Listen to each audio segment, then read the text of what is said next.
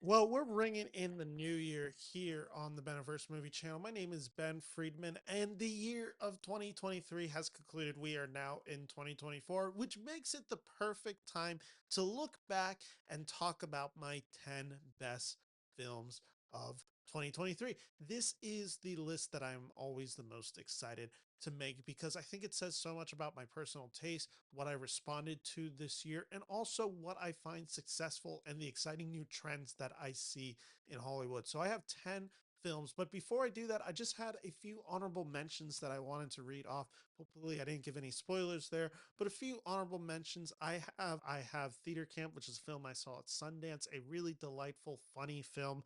I have Dream Scenario with Nicolas Cage, a really out there weird film that just takes a lot of fun twists and turns, and I just didn't know what I was expecting and had a great time. The Iron Claw, which is a movie I've spent a lot of time on, and it just has one of the best performances this year with Zac Efron, and a movie that I just saw a few days ago. I think it's currently at my number 11. Had I saw this maybe earlier, I would have been able to sit with this movie and would have grown in my appreciation, but right now I have Celine Song's Past Lives at my number 11, which leaves 10 films to talk about. So let's start this list at number 10. Coming in at number 10, this is a filmmaker that I've spent a lot of time covering this year on this channel.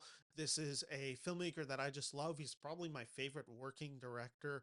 And I got all these guests to talk about all 26 of his films leading up to Killers of the Flower Moon. And going into this movie, I just didn't know what to expect. I was staying away from the trailers. I knew the cast, I knew the general plot, but I had never read the story that it was based on by David Graham.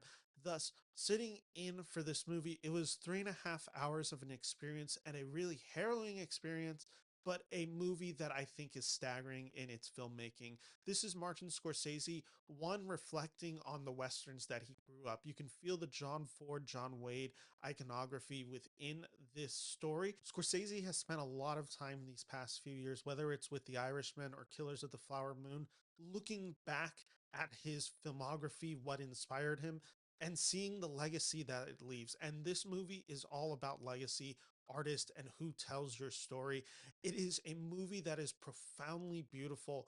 It is such a powerful film from Martin Scorsese, and it proves why he is one of our great masters of cinema. Robert De Niro, Leonardo DiCaprio, Lily Gladstone, they're all doing some of their best work in this film. Coming in at number 9, this is a movie that feels so dangerous. It's so fresh. It's a movie that is brimstone anger through and through. We are just put in this world, and for 100 minutes, we get this heist film about blowing up a pipeline. This is How to Blow Up a Pipeline, which is one of the most exciting directorial debuts I've seen in quite a while. This is a movie that is based on a manuscript of how to blow up a pipeline. It's like literally an instruction, and they make this a movie, and it never has, again, judgment on these characters. Rather, we are just in this world.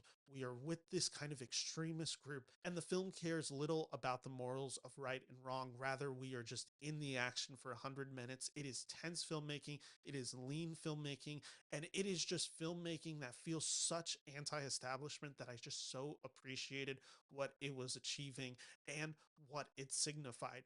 Coming in at number 8, this is a film that I was excited made the list because I'm not a fan of this filmmaker generally. And we had just had a film with a similar subject matter last year in Elvis. And thus, I wasn't really sure if I needed to have this story done with a different actor, this time Jacob Elordi portraying Elvis. But then when I saw what Priscilla was and how much of a careful handle Sofia Coppola had on this story, it's a movie that captures the confusion of celebrity and what it means when a celebrity picks you out. It is a movie about grooming, and yet it's a movie that also has sympathy for Elvis. You see how he is a damaged, complex character, but then how he then throws it onto Priscilla and the damage that he's doing to her. It's this messed up relationship that Sofia Coppola gives space to allow us a window into this life. Coming in at number 7, I am so excited that this movie was good because I didn't know if it was going to be good. I didn't know if this director had another one in him. He's had a rough 20 years for me. I haven't really appreciated one of Michael Mann's films since Collateral.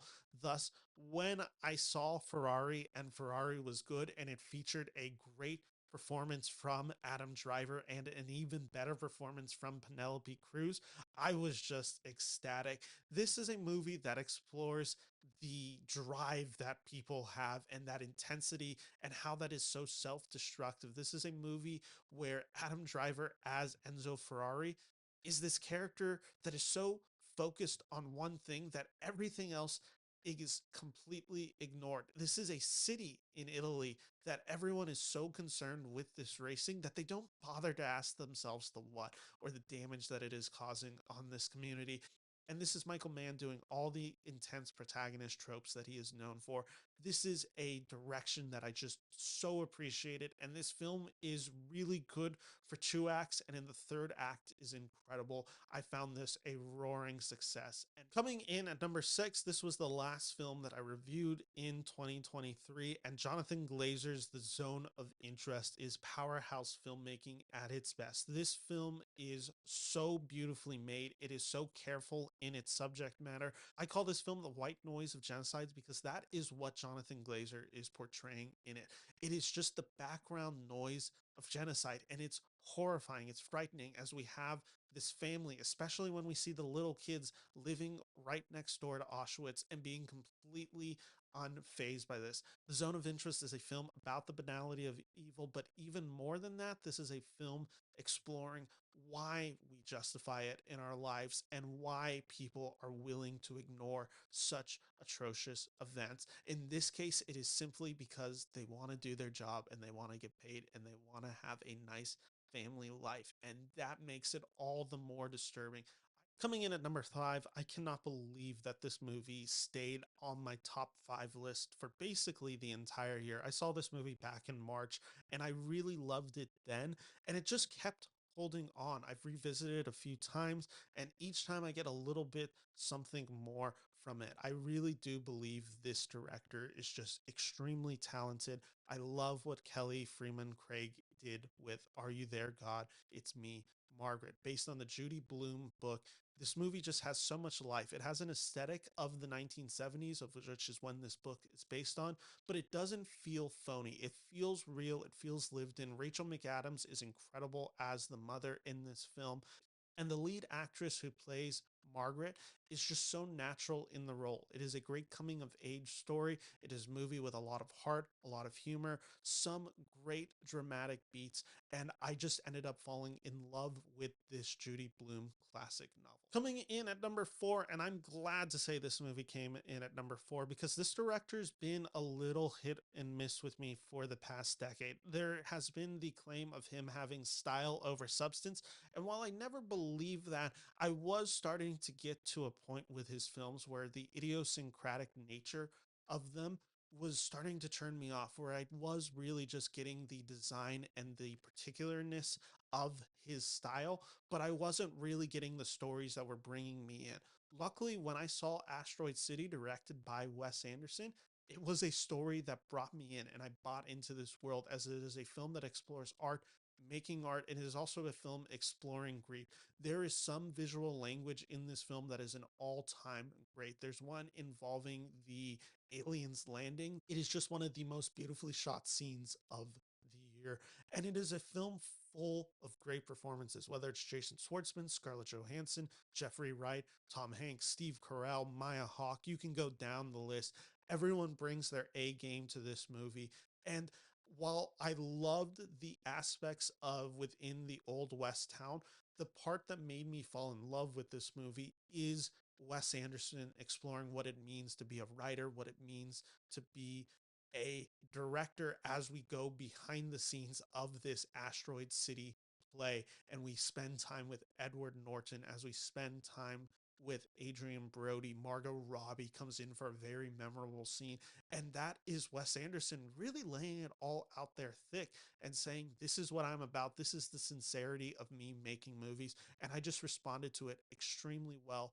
Coming in at number three, I haven't spent any time talking about this movie, and that's a mistake on my part because this movie is harrowing and it's beautiful and it's just so important and relevant for the times that we exist in. I saw this film at Sundance. It is the documentary 20 Days in Mariupol, which follows a journalist who is trapped in Mariupol as the city is being invaded by the Russians. It is a film about the strength of the Ukrainian people and the bond that they have together and how they must all come together and protect one another as the Russians come invading. And it is some of the most upsetting things you will see in a movie this year because it is a documentary. It is capturing the bombings, it is capturing death, and it is so incredibly important filmmaking. And I just have to commend the director who just put himself out there to capture this and to show it to the world. It is a statement about the Ukrainian people and what they are facing and the violence and genocide that is being commanded by President Putin right now. I was profoundly moved by it, and I highly suggest everyone seek out 20 Days in Mariupol. I believe it's actually available on YouTube now, and if it is, the link is in my description below. Coming in at number two, what can I say about this movie? Because I mean, this whole channel, the Beniverse movie channel, is inspired from Into the Spider-Verse. This one, Across the Spider-Verse, was coming out this year. I was so excited. And going into this movie, I had heard so much hype about this movie. I had heard such filmmakers as Guillermo del Toro hyping it up, basically saying that this is the new form of animation. And I was so excited for that. And I also was like, okay, there's no way this movie can live up to the expectations that I have from it, from all this reviews that I'm hearing, and true from how much I love Into the Spider-Verse. And I'm so happy to say that Across the Spider-Verse lived up to that. This is incredible visual storytelling. The animation in this film is staggering. I mean, this is like 500 forms of animation all thrown into this film, and it never feels convoluted. It feels distinctly of its own style and it goes at its own pace. And yet, you still are able to understand Miles Morales and Gwen Stacy, who are the focus characters of this story. You still have that emotional arc of this movie, and it's specifically due to Gwen Stacy, who carries this movie. Haley Steinfeld is incredible as Gwen Stacy in the story because she has to carry the emotional arc of this movie, especially because this is a part one of two. And that means that there could be a feeling of incompleteness that is associated with this movie. I never had this, and I was so just taken aback by how jarringly great this movie is. And it's actually frustratingly good because every time I put it on, and I've put it on a few times now, I can't actually focus on anything because there's so much happening. And I'm like, oh my God, I just noticed this element that I never noticed. Or, oh my God, this is a new scene that I hadn't really focused on. Or, look what's going on in the background. This is a film about what you see at the forefront and then everything going back. There feels like there's 100 different stories going on, and there's so much style and there's so much joy. And it is really just the perfect love letter to comic books and to the Spider Man character. All right, coming in at my number one, this is the big one, and we all knew was happening. And I'm wearing my tuxedo because Christopher Nolan should get his ready because he is not going away empty handed at the Academy Awards this year. Because I predict this film is going to win Best Picture, I predict it's going to win Best Director, and I predict it's winning Best Actor because Oppenheimer is an incredible piece of filmmaking. Christopher Nolan has always been one of my favorite directors, and I think Oppenheimer is his tour de force. I believe Oppenheimer is his magnum opus. This is so incredibly moving filmmaking. This is filmmaking that I didn't know Nolan was capable of. This film has a lot of sincerity to it, which has always been one of the weaker aspects of Christopher Nolan as a writer and director. But yet this film has its emotion completely on its sleeve. And Cillian Murphy centers this film. This film does not work with Cillian Murphy not being the literal center nucleus of this film and everything revolving around him, this great man in J. Robert Oppenheimer, as this experiment that he believed in, that he researched, that he was the father of And then all of a sudden, it just gets taken away from him, and he feels like he no longer has control. Thus, he's at this point where he has given the world fire, and that's a really important line that opens up the film. Prometheus gave fire to Earth, and thus he was damned for eternity. That is the thesis of Oppenheimer. He gave us nuclear power, and that is going to be the nuclear power that destroys us. And that's the weight that he feels on his shoulders. Murphy is great in this film, as is every other actor coming in and out. Robert Downey Jr. just giving one of his all-time great performances and being able to weaponize his charisma in this film. He has to literally carry the last hour on his shoulders, and he is able to do so well.